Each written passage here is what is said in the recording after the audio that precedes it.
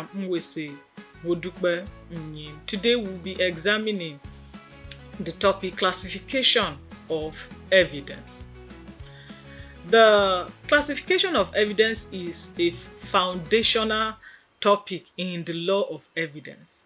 It provides the analytical framework through which courts will determine how evidence is received, how evidence is evaluated, and the weight that is eventually attached to each piece of evidence. So a proper understanding of this classification is indispensable for effective litigation, judicial reasoning, as well as academic analysis. Let me pause here and invite you to join our community, a growing community of law or legal enthusiasts, by simply clicking on the subscribe button, and you automatically be subscribed as a member of our community. And kindly do share our videos to others and give us a thumb up if you love our videos. You want to reach us, please drop a comment in the comment section.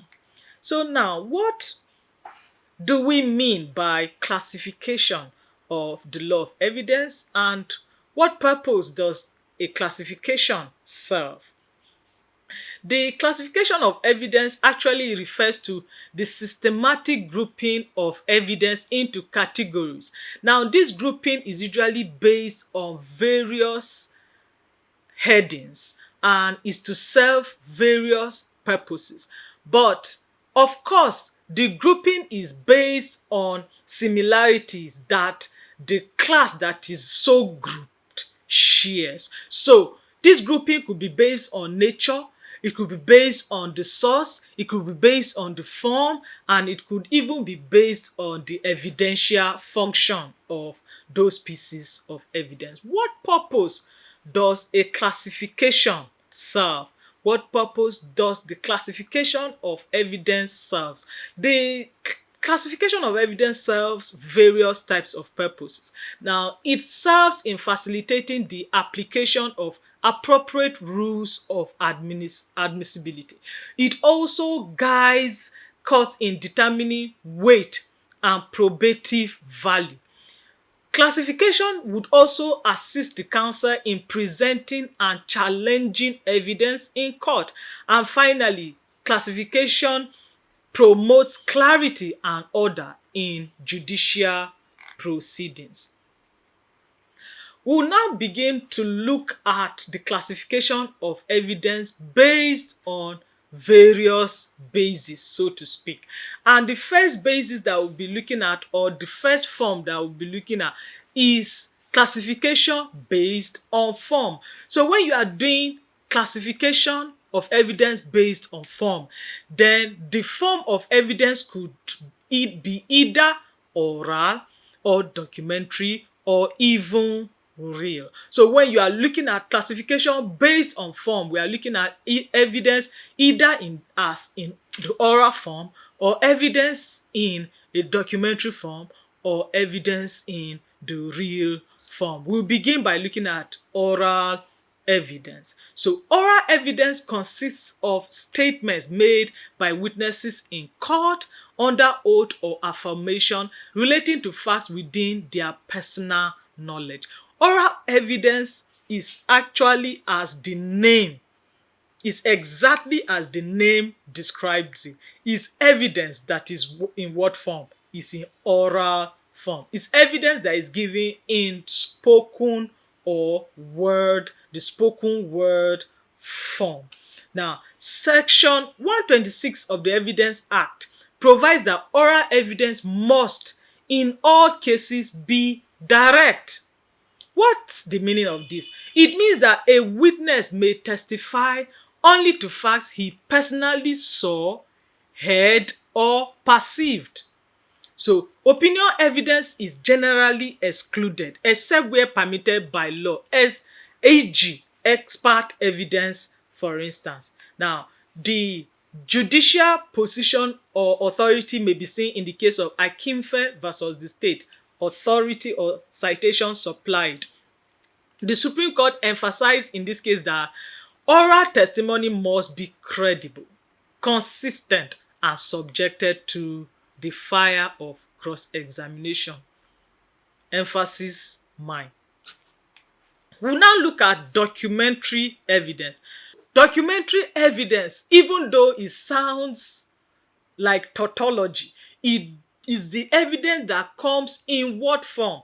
It comes in the form of document. So when a document is serving as a piece of evidence, the name of that type of evidence is documentary evidence. Documentary evidence therefore consists of documents tendered in court to prove the truth of their contents. And the good thing about documentary evidence is that they may not necessarily need oral evidence to be proffered in order to clarify them. Why? Because the position of the law is that a document speaks for itself. So you will see under section 258 of the Evidence Act, it defines a document broadly to include writings, electronic records, maps, photographs, and digital data. Documentary evidence is also further classified into public documents, private documents. Now, public documents are made up of official records, official government records, and then private documents are made up of contracts, letters, receipts, and so on. The mode of proof differs in each case. So public documents are proved by certified true copies, and you will see this under section 104 of the Act, while private documents are proved by primary evidence unless secondary evidence is permitted. So the judicial authority in this regard is the case of AG Federation versus Kashamu, and you find the citation supplied. The court reaffirmed the strict rules governing admissibility of documentary evidence. Let's take a look at real evidence. Real evidence refers to physical objects in court for inspection, such as weapons, clothing, or tools. So you can look at real evidence to be a step ahead of oral and documents, of course. So documents are just slightly over oral evidence in terms of physical form, but real evidence, when you just hear real evidence, something is telling you that there is an evidence that is not real. That's not the meaning of real evidence. Real evidence are things that are physical, other than documents, that you can bring to court so in order to prove something. And sometimes they may even be things that may not be moved to court. Court will have to be moved to go to them to go and inspect them. So unlike oral or documentary evidence, real evidence speaks for itself and is assessed through direct perception by the court. Now, an example of this is in criminal trials when weapons allegedly used to commit an offense are brought or tendered in evidence in court for the court to examine them as exhibits. We'll also now look at classification that is based on the evidential value that is to be attached to that piece of evidence. So in this regard, we'll be looking at direct evidence as well as circumstantial evidence. What do we mean by direct evidence? Direct evidence is evidence which, if believed, establishes a fact without the need for inference. What do we mean by inference? Inference is actually a situation where something is left to your imagination to piece two and two together to arrive at something. But direct evidence is such that when it is given, it leaves you no space for imagination. It becomes very clear that this is what happened. So direct evidence is what is actually direct. So an example is an eyewitness testifying that he saw the accused stab the victim. In other words, direct evidence is often considered strong, but Nigerian courts have repeatedly cautioned that direct evidence is not automatically credible. Sorry. So we'll look at circumstantial evidence. So circumstantial evidence is, to my mind, actually opposite direct evidence. Is not direct evidence. Now, is evidence that, as the name implies, is gathered through circumstances. So circumstances paint something to be so. So circumstantial evidence proves a fact by inference surrounding the circumstances. So when, like, African people have an adage that a witch cried at night and then the child died in the morning. So there's a connection between the cry of the witch and the death of the child. So, which means that it must have been the witch that killed the child. That is circumstantial evidence, because they did not actually see the witch kill the child or do the overt act that culminated into the death of the child. So, but they are just drawing inferences from the circumstances that presented themselves. So circumstantial evidence allows you to draw inferences from something, and of course sometimes it's credible and it's true.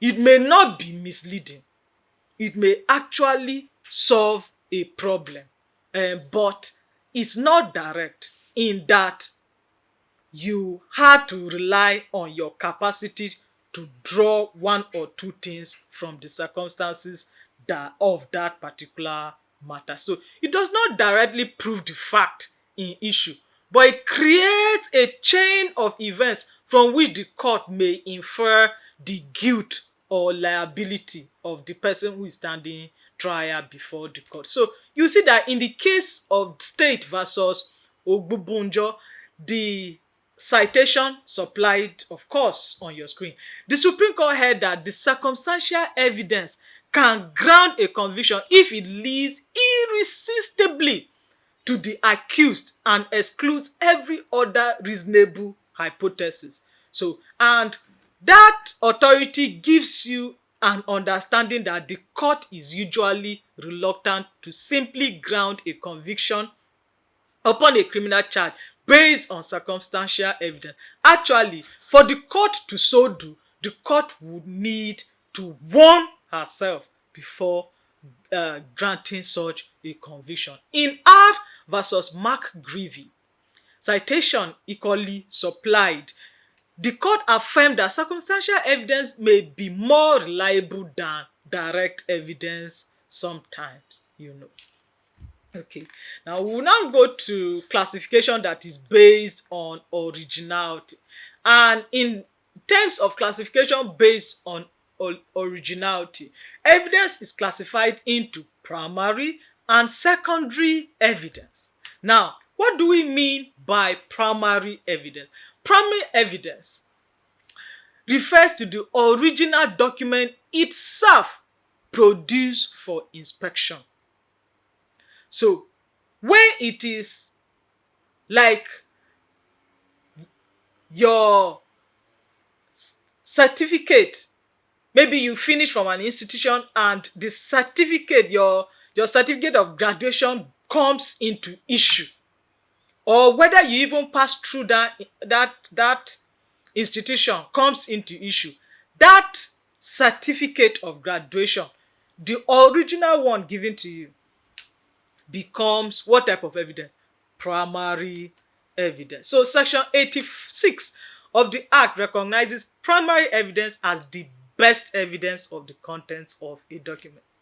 Now let's look at secondary evidence. Secondary evidence is the opposite of primary evidence. Secondary evidence includes copies, oral accounts, or reproduction of documents. So they are not usually the originals. Now, section 87 permits secondary evidence only where the original is lost or destroyed. Of course, when there is an original, why would you be looking for something that is not original? When there is a primary, why would you be looking for the secondary? So the original is in possession of the adverse party. Where the original copy is in the possession of the adverse party, the court or the law allows for secondary evidence because the original is not in your own possession. You don't have power over it, so you may not be able to tender it in order to prove your case. So in order not to leave you helpless, the court or the law relies on secondary evidence. The court will also rely on secondary evidence where the original document is a public document. And finally, where the production of the original is practically impossible or is impracticable, then the law allows for the production of a secondary document or evidence. So now in Araka versus Ebue, the Supreme Court strictly enforced the conditions under which secondary evidence may be admitted. We'll now examine a classification that is based on the source of that evidence, and by this we would be looking at evidence classified into original or hearsay evidence. So original evidence is what it is. It is what? It is original. It is original in that it refers to evidence derived directly from a witness's personal knowledge or from an original document. So this is the preferred form of evidence under Nigerian law. So it's like getting evidence from the very source. It's like getting evidence from what is colloquially expressed as from the horse's mouth. So that type of evidence is called original evidence. So there is another evidence that is not gotten from the horse's mouth, and that kind of evidence that is not gotten from the horse's mouth is described as hearsay evidence. And I think that the name is descriptive enough. It is an evidence, it's not gotten from the horse's mouth, so it's gotten from the mouth of someone who probably heard from the horse's mouth. So that type of evidence is hearsay. That is, you heard it, the witness that is giving that evidence heard it said, so he's now giving it as he heard it said. So in pidgin, which is a form of English language, it is a form of English language, if I can describe it like that, spoken in Nigeria, that kind of evidence would be called dem say evidence. Means that they said, I heard though. You are now saying what you heard people say.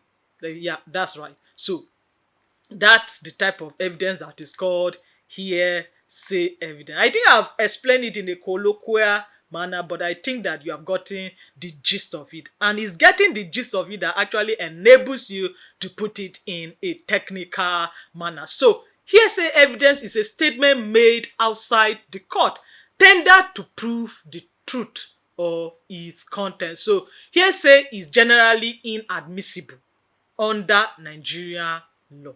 Hearsay is generally inadmissible under Nigerian law. So, but of course, there are statutory exemptions. And so when you look at the Evidence Act 2011, particularly under sections 37 to 75 of the Act, you will see the exemptions. And the exemptions include such issues as dying declaration, statements in the course of business, res gesta, statements against interest. Those are exemptions to the rule against hearsay evidence. See the judicial authority in the case of Subramania versus the public prosecutor. Now, hearsay was defined as evidence of a statement made to prove the truth of what was stated. We'll now look at classification of evidence based on function thereof. So when you are classifying evidence based on the function thereof, you have fact evidence and opinion evidence.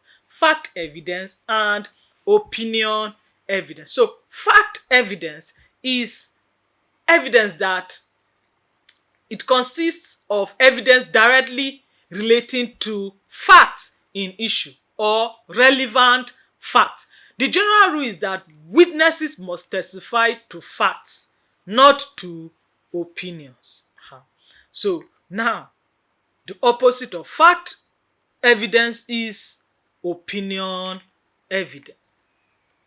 Opinion evidence is generally inadmissible except in recognized circumstances. So opinion evidence is evidence of opinion.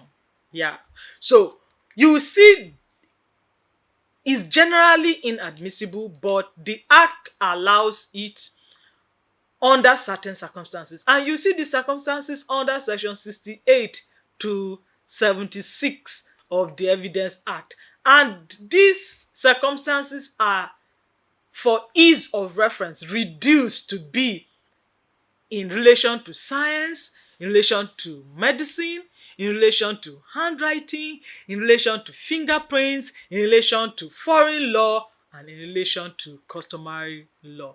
You see the authority in Akeredolu versus Mimiko, and the citation is supplied. The Supreme Court clarified the role and limits of expert evidence. We'll be looking at another form of classification, and this classification is the classification based on legal effect thereof. Classification based on the legal effect thereof, by which method we are looking at evidence as either corroborative or uncorroborative evidence. Corroborative or uncorroborative evidence. What do we mean by corroborative evidence? The word corroborative evidence, or the word corroborative, is taken from the root word corroborate, isn't it? It's taken from the root word corroborate. So when you have that in mind, you understand the gist by which this form of evidence is now called corroborative evidence. So corroborative evidence supports or confirms other evidence already given. So certain categories of evidence traditionally require corroboration.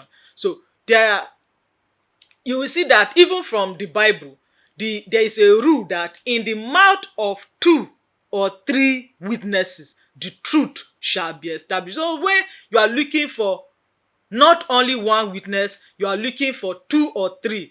The second and third witnesses are only corroborating what are serving as their testimony is corroborative of the first testimony.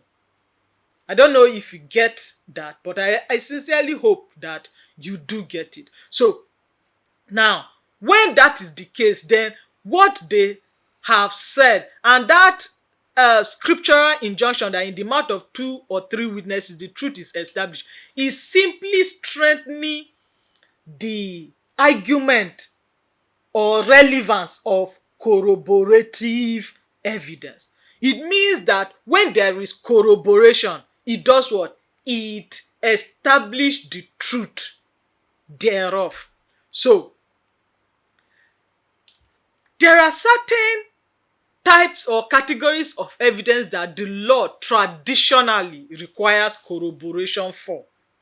And this is in areas of maybe accomplice evidence, confessional statements, as well as evidence of children. Now, this is depending on circumstances, of course. So that's the gist of what is meant by corroborative evidence. We'll now look at uncorroborated evidence, and of course that clearly is the opposite of corroborative evidence, isn't it?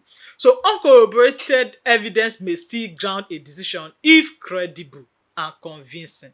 So even though that scriptural injunction says that the testimony of 2 or 3 witnesses will establish the truth of a matter thereof, there are sometimes that the testimony will not come from 2 or 3 people. It will come from merely one person, but that person's testimony will be so clear and so convincing that no other piece of evidence will be able to refute it. So in such a circumstance, someone will still get judgment even though his evidence was not corroborated. Let's see the case of Mufuta Obakari versus the state. Citation supply. The court held that corroboration is not a rule of law unless expressly required. We will now examine classification now based on the nature of proof that is required. So in this regard, we'll be looking at judicial and non-judicial evidence. Judicial and non-judicial evidence. So now we'll start with judicial evidence, of course. Judicial evidence is evidence that is given in court under oath during judicial proceedings. So when evidence is given in court under oath as part of judicial proceedings, that type of evidence is called judicial evidence. So any evidence that you are getting out of a judicial process is a judicial evidence. So now to non-judicial evidence. Non-judicial evidence are actually evidence that are not judicial. So non-judicial evidence are statements that are made outside court. They are obviously not made under oath administered by the court. So such as confessions or admissions that are maybe made to someone outside court, made to a sister, made to a friend, made to even your counsel, which may or even made in the course of investigation. This statement may later be tendered in court subject to the rules of admissibility. Now, that of course brings us to the end of our classification. And by way of conclusion, let me say that the classification of evidence is central to the operation of the Nigerian legal system and any other legal system for that matter. So each category of evidence attracts distinct rules governing its admissibility, its credibility, and the weight that the court will attach to it as a piece of evidence. So your failure to properly classify evidence often may lead you to further procedural and substantial errors in litigation, and it may determine whether you lose or win a case. Is that right? So at a scholarly level, classification enables the law of evidence to balance truth-seeking, fairness, and judicial efficiency, thereby ensuring that courts rely only on material that is both reliable and legally permissible. So with that, dear friend, we've come to the end of this episode. If you did enjoy it like we enjoyed bringing it to you, please kindly give us a thumb up by clicking on the thumb up button or the like button, and please share with your friends, share on your platforms, and give us a comment in the comment section. It's always so refreshing hearing from you. And of course, you're not a member of our community, don't wait any longer. Kindly join this growing community of legal enthusiasts by simply clicking the subscribe button. Till next time, I am